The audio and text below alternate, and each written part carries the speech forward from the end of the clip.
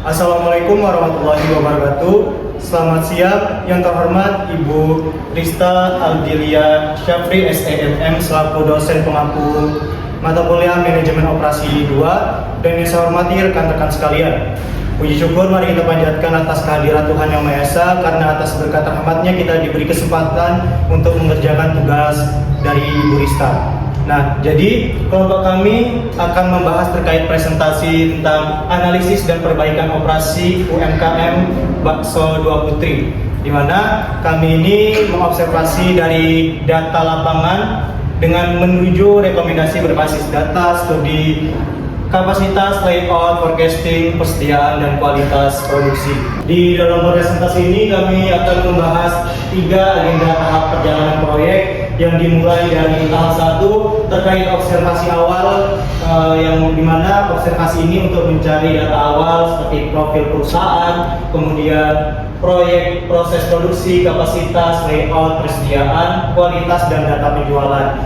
Kemudian di presentasi kali ini kami akan membahas terkait 3 tahap perjalanan proyek yang dimulai dari tahap 1, di mana tahap 1 ini kami mencari data awal serta observasi untuk mengetahui profil usaha, kemudian proses produksi, kapasitas layout, persediaan, kualitas, dan data penjualan. Kemudian disambung dengan tahap 2, di mana di tahap 2 ini kami membahas terkait analisis operasi dasar, yang termasuk kepada analisis ini yaitu adanya strategi operasi, analisis kapasitas dan utilitas, evaluasi layout, dan yang terakhir itu ada forecasting penjualan. Nah, di tahap terakhir atau tahap ketiga kami membahas terkait analisis operasi lanjutan, di mana yang mencakup tahap 3 ini ada EOQ, Economic Order Quantity, dan Reorder Point, stimulasi MRP, scheduling produksi, dan analisis kualitas dengan menggunakan diagram fishbone.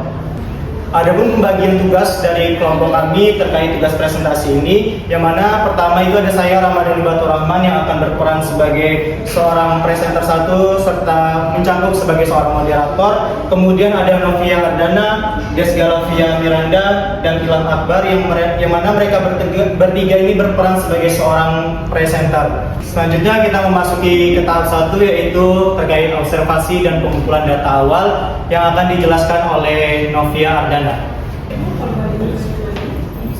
Selanjutnya di sini saya akan membahas profil usaha Bakso Dua Putri. Bakso Dua Putri itu UMKM kuliner yang didirikan oleh Ibu Sari Dewi sejak 2018. Berlokasi di Jalutung, Kota Jambi, usaha ini dijalankan oleh 3 orang. Yang pertama ada pemilik, juru masak, dan kasir atau pelayan. Buka setiap hari dari pukul 8.00 sampai 20.00 waktu Indonesia Barat. Dengan 5 varian menu utama yang menarik, resepnya diwariskan turun-temurun tapi belum pernah didokumentasikan secara tertulis. Ini akan menjadi salah satu akar masalah yang kita temukan nanti. Selanjutnya, proses produksi dimulai pada jam 5 pagi dan berlangsung sekitar 3 jam sebelum warung buka. Alurnya meliputi penggilingan daging, pencampuran bumbu dan tepung, pencetakan bakso, perebusan, dan penyimpanan dalam kuah panas. Catatan pentingnya, takaran bumbu masih pakai filling tanpa SOP tertulis. Ini akan kita bahas lebih dalam di tahap 3 nanti melalui fishbone diagram.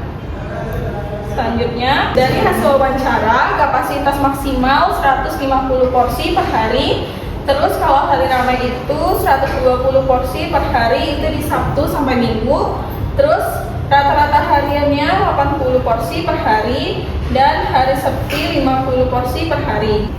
Rata-rata penjualan 80 porsi baru mencapai 53% dari kapasitas maksimal 150 porsi. Artinya, usaha ini belum beroperasi pada kapasitas optimalnya. Terdapat peluang meningkatkan produksi yang signifikan apabila kendala operasional dapat diatasi. Tata letak tempat usaha. Yang pertama ada area masak, berukuran kurang lebih 3 x 4 meter di bagian belakang. Freezer ditempatkan di pojok dapur. Yang kedua ada area penyajian, terletak di tengah dekat dengan kasir sebagai penghubung pendukung, dapur, dan pelanggan. Selanjutnya ada area makan, berada di depan, memuat kurang lebih 5 meja dengan 4 kursi per meja.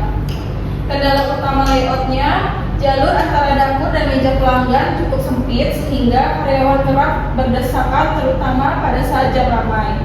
Kondisi ini berdampak langsung pada kecepatan pelayan dan kenyamanannya pelanggan, khususnya saat akhir pekan ketika permintaan mencapai puncak 120 porsi per hari. Untuk selanjutnya, materinya akan disampaikan oleh Desga. Oke, selanjutnya persediaan dan bahan baku. Kebutuhan bahan baku harian, daging sapi 5 kg per hari itu sekitar 130.000 per kilo. Yang kedua, tepung tapioka 1 kilo per hari itu sekitar 12.000 per kilo.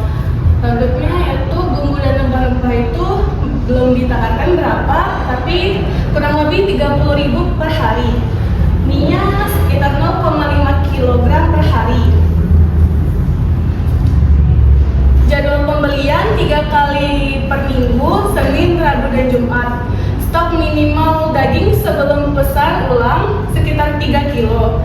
Riwayat masalahnya, usaha pernah mengalami kehabisan daging saat akhir pekan ketika permintaan meningkat.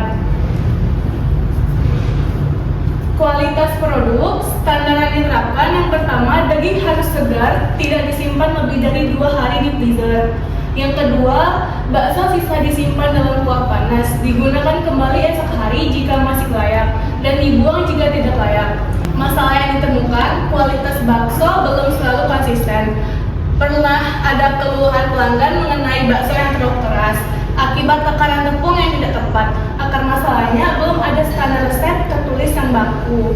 Penjualan dan pendapatan, tren penjualan bulanan porsi Januari sampai Juni 2025. Dari bulan Januari pendapatannya sekitar 2.100, bulan Februari pendapatannya 1.900, Maret 2.200, April 2.400, Mei 2.600, dan Juni 2.500. 13.700 itu total porsi selama 6 bulan. Selanjutnya 205 juta total omset selama 6 bulan. 15.000 itu harga jual per porsi, dan 2.600 itu puncak penjualan bagian minyak. Kendala utama dan solusi awal, persediaan tidak terencana, pembelian tidak terjadwal, pernah kehabisan daging saat akhir pekan,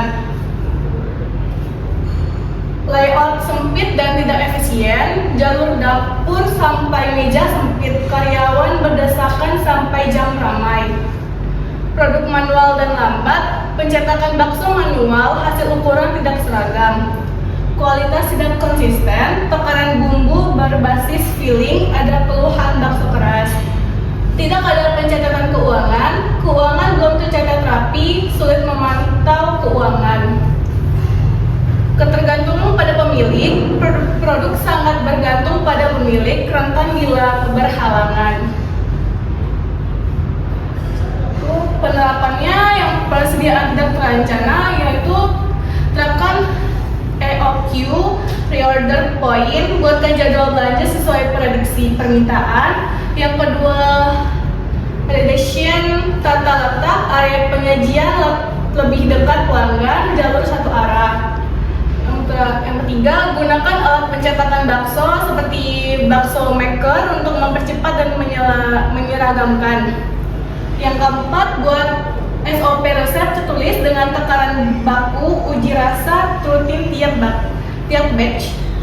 Yang keempat, buat buku kas harian atau gunakan aplikasi buku kas atau buku warung.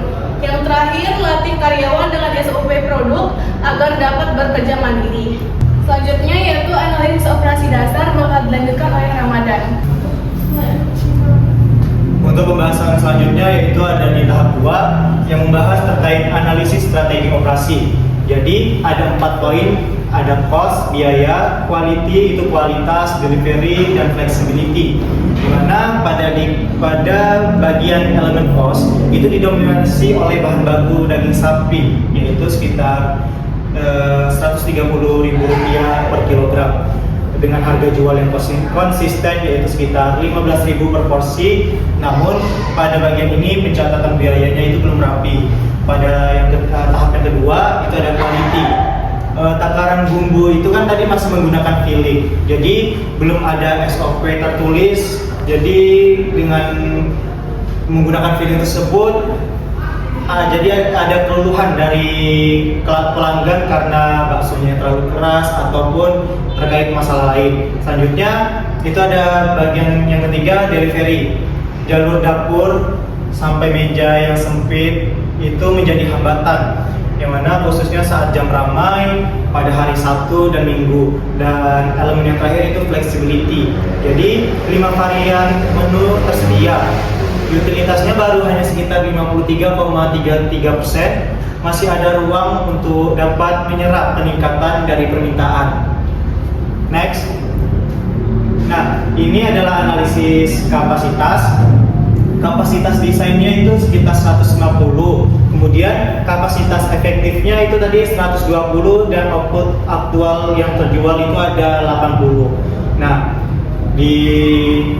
jadi hasil utilitasnya itu didapatkan dari output aktual dibagi dengan kapasitas desain yang menghasilkan nilai sekitar 53,33%, dan efisiensinya yaitu didapatkan dari output aktual dibagi dengan kapasitas efektif yang menghasilkan nilai sekitar 66,67%. Terdapat 70 porsi per hari, sekitar 46,67%. Kapasitas desain yang belum termanfaatkan, jadi ini mempunyai peluang optimalisasi tanpa investasi kapasitas fisik baru. Pembahasan selanjutnya terkait analisis layout, di mana pada analisis layout ini kami akan membahas terkait kelebihan serta kekurangan dari UMKM Bakso Dua Putri.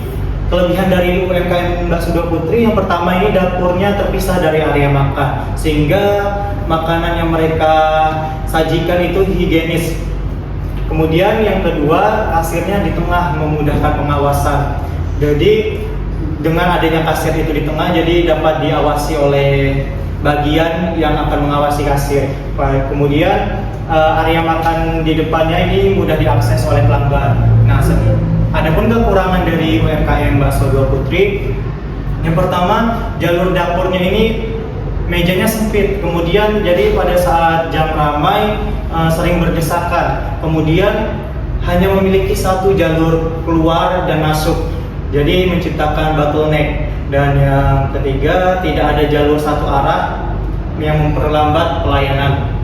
Selanjutnya ini ada forecasting penjualan dengan menggunakan 3 metode, dengan menggunakan data aktual yang diolah dari bulan Januari sampai dengan bulan Juni, dengan menggunakan moving average itu N-nya 3, weighted moving average, dan exponential smoothing dengan alpha-nya 0,4. Kemudian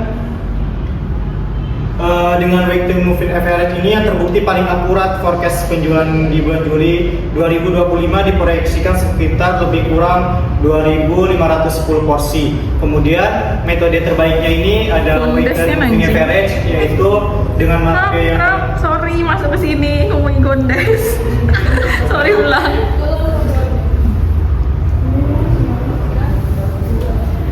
Selanjutnya itu ada forecasting penjualan dengan menggunakan 3 metode, yang mana data ini kami dapat dengan data aktual dimulai dari bulan Januari sampai dengan bulan Juni, dengan menggunakan metode moving average, kemudian metode weighted moving average, dan exponential smoothing. Tadi yang metode moving average-nya N-nya sama dengan 3, kemudian yang exponential smoothing-nya itu alpha-nya sama dengan 0,4. Dan weighted moving average yang terbukti paling akurat, forecast-nya itu penjualan di bulan Juli 2025 diproyeksikan sebesar kurang lebih dari 2.510 porsi, yang mengidentifikasi bahwa tren penjualan yang stabil dan kecenderungan meningkat. Selanjutnya ini ada akurasi forecasting. Nah, di akurasi forecasting ini ada metrik MAD, MSE, dan MAP.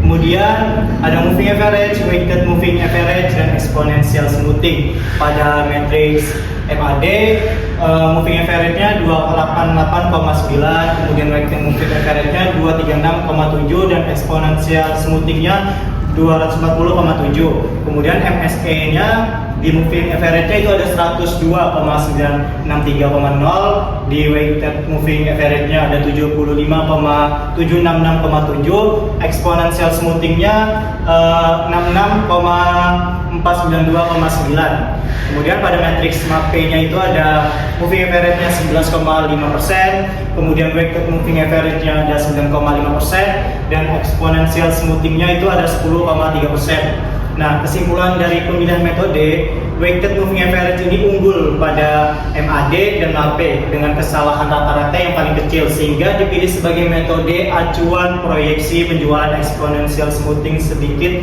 lebih baik dari sisi MSE, namun kurang stabil karena sensitif terhadap fluktuasi mingguan. Adapun temuan utama dari analisis kami yang pertama ini kapasitasnya belum optimal. Jadi yang terpakai ini tadi hanya sekitar 53,33% dengan mempunyai potensi peningkatan 70 porsi per hari tanpa tambahan investasi yang besar. Kemudian tren penjualannya positif. Weighted moving average-nya tadi memproyeksikan kurang lebih 2.510 porsi di Juli 2025 dengan MAPE-nya sekitar 9,5%. Kemudian layout menghambat pelayanan. Jalur tunggal, dapur, meja menciptakan bottleneck saat jam ramai. Puncaknya itu ada pada saat 120 porsi per hari. Kemudian strategi perlu diperkuat. Dimensi quality dan delivery jadi titik lemah utamanya. Flexibility ini relatif baik. Pembahasan tahap 3 akan dijelaskan oleh Ilham Akbar. Melanjutkan hasil output 1. Menghitung ekonomi order kuanti untuk bahan baku daging sapi dengan kebutuhan tahunan senilai 1.825 kg, biaya pesanan senilai 15.000 dan biaya simpanan senilai 26.000 per kilogram per tahun. Hasil EOQ-nya senilai 45,89 kg per pesanan. Namun karena melihat batas simpanan aman daging segar, kami tetap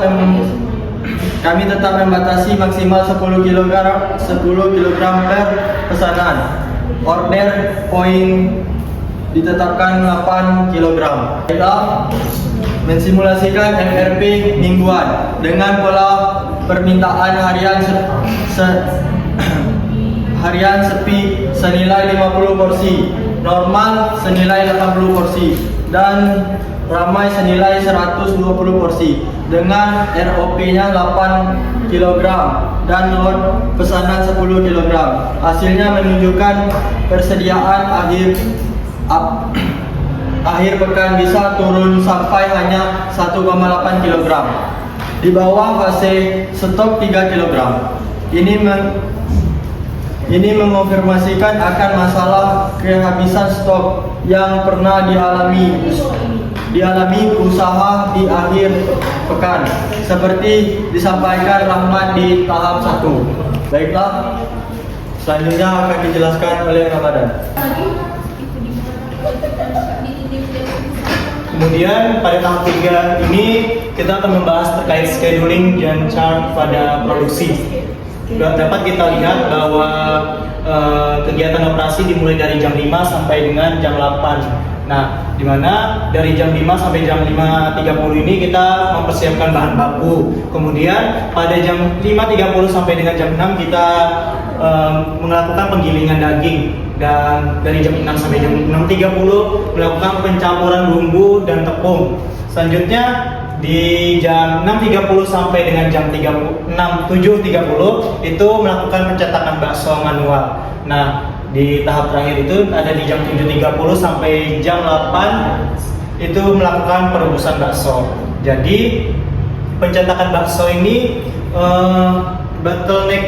bottleneck utama, yaitu sekitar 60 menit atau 33% dari total 180 menit waktu produksi harian. Nah, bottleneck sendiri adalah bagian atau proses yang paling lambat dalam suatu rangkaian kegiatan. Jadi rangkaian kegiatan yang paling lambat itu tadi ada di pencetakan bakso yang masih manual. Kemudian next Nah, ini adalah fishbone diagram terkait kualitas analisis. Fishbone diagram ini atau diagram tulang ikan ini menganalisis penyebab ketidakkonsistenan tekstur bakso UMKM di bakso Dua Putri. Kemudian kita dapat lihat di sini ada metode, mesin, material, man, dan measurement. Nah, di metode itu takaran tepungnya tidak konsisten, masih menggunakan filling, jadi tidak ada SOP yang menetapkan bahwa untuk pembuatan bakso harus sekian agar rasanya tetap konsisten. Kemudian di bagian mesin itu pencetakan baksonya masih manual, jadi belum menggunakan alat pencetak bakso yang dapat mempersingkat waktu. Nah, kemudian di materialnya dagingnya disimpan lebih dari 2 hari, berisiko mempunyai kualitas daging ini menurun. Kemudian pada men, rasanya bergantung pada juru masak yang bertugas. Kemudian measurementnya tidak ada uji rasa rutin di setiap batch produk. Jadi akibatnya tekstur baksonya ini tidak konsisten, keras, dan ukurannya tidak seragam. Next, dibahas selanjutnya. Di pembahasan terakhir ini akan dijelaskan oleh Saudara Ilham Akbar lagi. Baiklah, di sini adalah rekomendasi awal, yaitu ada 4. Yaitu yang pertama, kebijakan pemesanan otomatis. Pesanan ulang otomatis saat stok mendekati ROP 8 kg, khususnya untuk 1 hari sebelum akhir pekan. Yang kedua, investasi alat pencetak bakso. Memangkas waktu pencetakan dari 60 menit mempercepat produksi harian. Yang ketiga adalah SOP resep tertulis, yaitu